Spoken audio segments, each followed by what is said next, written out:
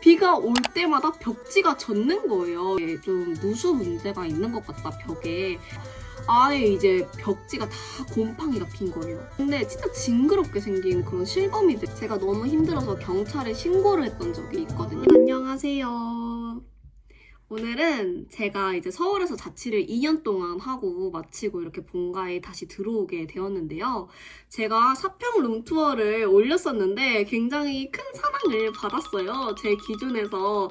그래서 이제 너무 감사한 마음에 조금 자취에 대한 또 다른 컨텐츠가 없나라고 생각을 하다가 아무도 들려주지 않았던 서울 자취 후기를 여러분들께 조금 들려드리고자 합니다. 제 말로 인해서 로망이 깨지시진 않을까 조금 걱정이 되긴 하는데, 그래도 제가 이렇게 후기를 들려줌으로써 여러분들이 좀 방 구하기 전에 조금 체크해야 될 건 체크를 하시고, 저는 못 그랬으니까 여러분들이라도 잘 확인하시고 사셨으면 좋겠다라는 이제 저의 마음을 담아서 이 영상을 찍게 되었습니다. 이제 저는 오늘 자취를 앞두고 계시는 분들을 위한 서울 자취 2년 차가 알려주는 후기와, 그리고 더불어서 여러분들이 좀 체크해야 될 점과 혹은 사시면 좋을 그런 제품들까지 좀 여러분들께 추천해 드리고자 합니다. 우선은 제가 이제 들려드릴 썰이 3가지가 있거든요. 첫 번째는요, 곰팡이 지옥입니다. 저도 이제 겨울에 제가 처음에 이 자취방에 입주를 해가지고 곰팡이가 피는 집인지 몰랐어요.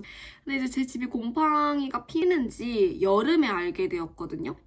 어떻게 알게 되었냐면, 비랑 태풍이 엄청 많이 내리는 여름이었어요. 그럴 때마다 벽지가 젖는 겁니다, 여러분. 처음에는 드라이기로 제가 맨날 말렸어요. 말리니까 좀 괜찮아지더라고요. 근데 이게 점점 드라이기 말리는 게 한계가 있고 벽지가 전체적으로 젖기 시작하는 거예요. 스트레스를 많이 받는과 동시에 곰팡이가 피는 겁니다, 여러분.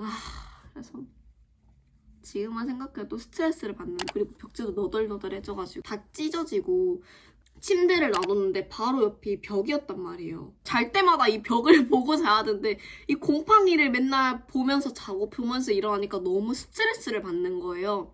그래서 제가 집주인님께 말씀을 드렸어요. 아무래도 벽이 비가 올 때마다 젖는 거 보니까 누수 문제가 있는 것 같고, 그리고 그로 인해서 곰팡이가 너무 많이 폈다. 혹시 조금 이거에 대해서 수리를 해줄 수 있냐라고 하니까, 다행히도 집주인 분님께서 너무 죄송하다고 하고 당장 고치겠다라고 하셔서 누수 문제는 해결이 되어서 더 이상 벽지는 안 젖게 되었는데, 이미 젖어버린 벽지와 곰팡이가 피기 시작한 벽지는 어떻게 돌이킬 수가 없잖아요. 너무 볼 때마다 좀 스트레스 받는데 이 벽지 어떻게 좀 안 되겠냐라고 하니까, 벽지를 도배를 좀 다시 하는 거는 무리가 있고 그 위에 벽지를 좀 붙여주겠다라고 말씀을 하시는 거예요. 그래서 그래, 어차피 여기서 평생 살 집도 아니고 내 눈이라도 좀 안 보이게 하자라고 해서 그 위에 새로운 벽지를 붙여주셨거든요.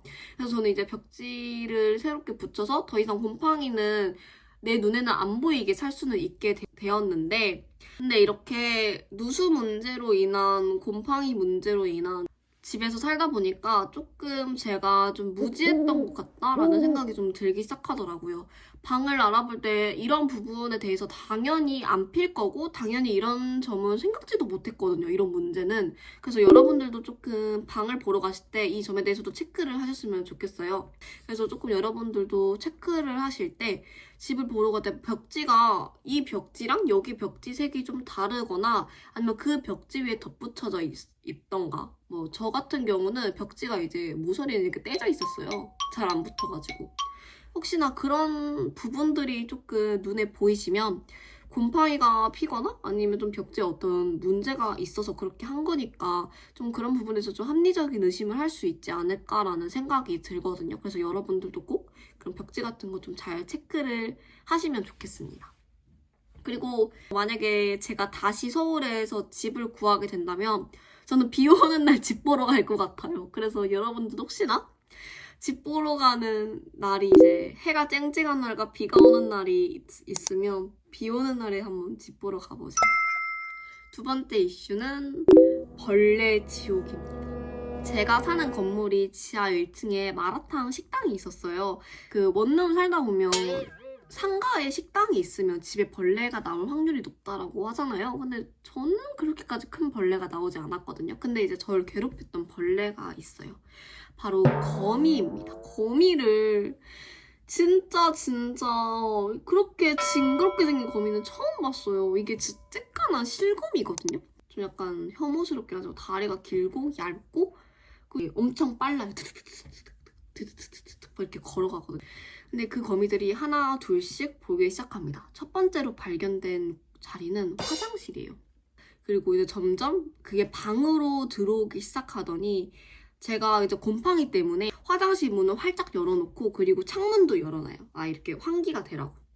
그래서 문을 항상 열어놓고 사는데 화장실에서 이 벌레가 나오기 시작한 것 같아요. 그래서 화장실에서 벌레가 나오니까 집안 곳곳에서 벌레가 나오기 시작합니다.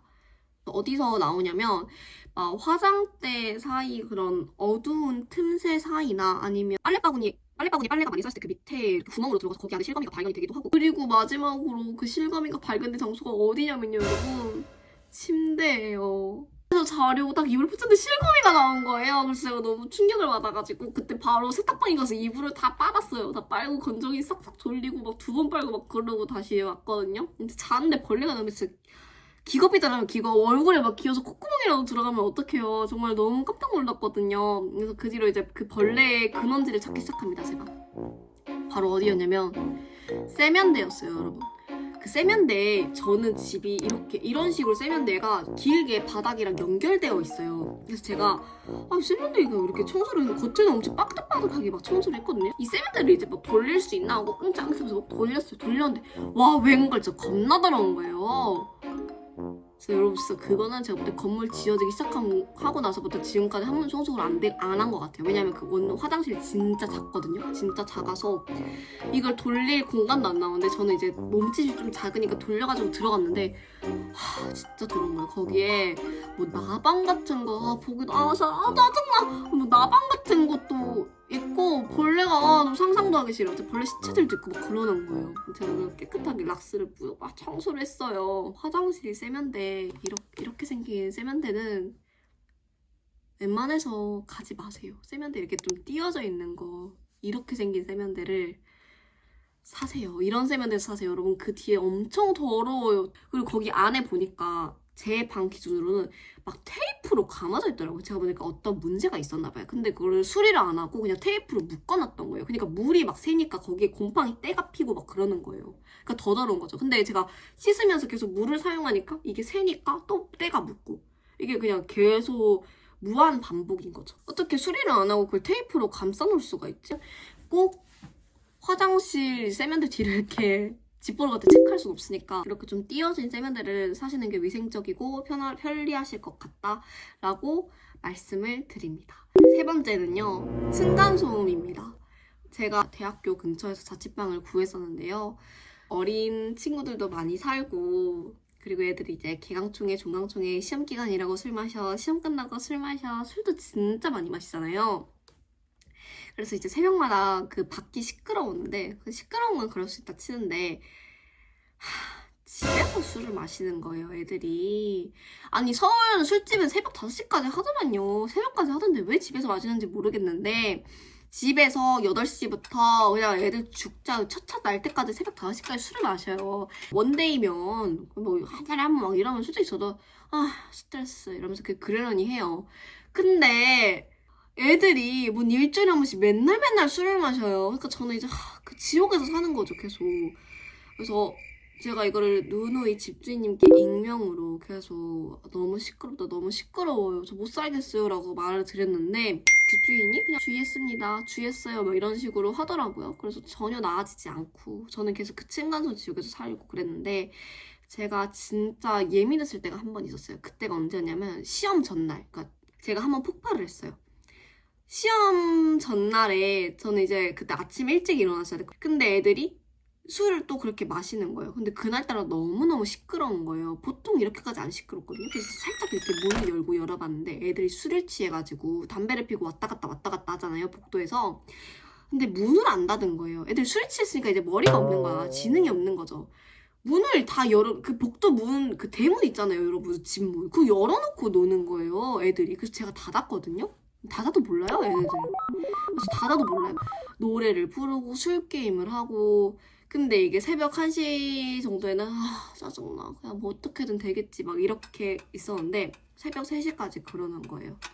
제가 너무 스트레스 받아서 결국 경찰에 신고를 했습니다. 실제로 왜냐면 층간소음으로 인해서 사건 사고들이 워낙 많잖아요. 살인 사건도 심지어 일어나고 그러니까 경찰에 신고하시는 분들이 굉장히 많더라고요. 그래서 저도 경찰에 신고를 했고 경찰관님이 바로 출동하시겠다고 문자가 와서 경찰관님이 바로 오셔서 주의를 주더라고요. 그래서 이제 다행히 그렇게 해결이 되고 그 뒤로부터는 그 방이 그렇게 안 시끄럽고 그렇게 술판을 안 벌였어요. 다행히도. 복도가 원룸이다 보니까 진짜 따닥따닥 벽이 붙어있고 복도도 다 울리고 소리도 다 들리고 발걸음 소리도 다 들리는데 정말 그렇게 매너를 안 지키시는 분이 진짜 많더라고요. 그래서 제가 만약에 다시 돌아간다면 저는 이제 문에다가 소음 방지 패드라도 좀 붙여놓을 걸이라고 후회를 약간 하고 있어요. 왜냐면 거기 살면서 제가 잠도 잘 못 자고 막 그랬던 일이 되게 많았거든요. 밤새고 그랬거든요. 그래서 그런 수면에 대한 스트레스를 되게 많이 받았어요. 그리고 여러분들께 들려드릴 조금 재미난 썰이 있는데 누가 공동연관하면서 비둘기를 키우는 거예요. 환장해버려 진짜. 비둘기를 키우고 심지어 거기다가 먹이랑 물이랑 이렇게 막 그 페트병 잘라가지고 이렇게 놔둬가지고 그 비둘기가 앉아있는 거예요. 안 가요 비둘기가. 왜? 근데 지 집에서 키우던가 왜 공동연관에서 키우는지 모르겠는데 저는 조류 공포증이 있어요. 그러니까 저희 집이 이렇게 계단으로 올라가는 구조고 옆이 다 창문으로 다 막아져 있어요. 그래서 비둘기가 어떻게 올라온 건지 모르겠는데 그리고 공동연관 앞에 딱 앉아 있어서 제가 여기 들어갈 수가 없는 거예요. 그래서 저 그때 친구 집에서 잤어요. 친구 집에서 자고 집주인님께 말씀을 드렸어요. 비둘기가 있는데 누가 키운다고 현관에서. 근데 며칠째 안 가고 저는 그 비둘기랑 눈을 마주치고 비둘기가 절대 안 움직여요. 비둘기 쫓을 수가 없다. 왜냐면 벽이 다 막아져 있으니까 비둘기가 날아오려면 저한테 날아와야 되거든요. 이게 이렇게 만나는 거거든요. 그래서 전에 집주인님께서 여기를 치우고 한동안 그 공동연관에 뭐라고 붙어있는지 아세요? 비둘기에게 먹이를 주지 마세요라고 되어 있어요. 아니 어떤 미친놈이 공동연관 앞에서 비둘기를 키워요. 아우 진짜 지금 생각만 해도 너무 짜증이 나는데 어쨌든 그런 일들이 수많은 일들이 있었습니다. 세상은 넓고 미친놈은 정말 많다. 그리고 서울에서 혼자 사는 거 힘들다. 자취로망 없다. 이렇게 여러분들께 말씀드리고 그리고 이제 여러분들께 추천드릴 만한 책 한 권을 제가 소개를 해드리려고 하는데요. 저같이 사회초년생 분들이 집을 구할 때 공인중개사를 선택하는 방법이나 또 보증금을 받기 위해서 내가 사전에 입주하기 전에 무엇을 체크해야 되는지랑 또 보증금을 돌려받고 나서 어떻게 뭐 내가 해야 되는지 그런 것들이 정말 솔직히 말하면 누가 알려주지 않으니까 직접 공부를 해야 되는데요. 그런 분들께 정말 추천드리는 책은 바로 이 책입니다. 내 집 좀 구해주세요 라는 책이거든요. 이게 처음 직구하는 사람들을 위해서 부동산 전월세 상식에 대해서 쓴 책이에요. 이게 엄청나게 쉽게 되어 있습니다. 누구나 술술술 읽기 좋게 너무 쉬운 책이어가지고 꼭 추천드리고요. 집주인이 갑자기 살다가 월세랑 보증금 올려야 돼라고 말하면 나는 어떻게 대처를 해야 되는지 이런 방법들이나 그리고 보증금 안전하게 돌려받는 거, 돈 안 잃는 법 이런 내용들이 정말 세세하게 잘 담겨져 있거든요. 그래서 여러분들이 스스로 방을 구해야 되는 상황이라면 이 책을 간단하게 읽고 구하시는 것도 정말 좋을 것 같아요. 오늘은 제가 서울 2년 자취 현실 후기와 여러분들께 또 도움이 될 만한 이 책도 추천해 드렸는데요. 여러분들도 좋은 집 구하셔서 저와 같은 그런 스트레스 받는 집에서 사시지 마시고 정말 행복하게 사셨으면 좋겠습니다. 오늘도 영상 시청해주셔서 감사합니다. 여러분 구독과 좋아요 많이 눌러주세요. 안녕!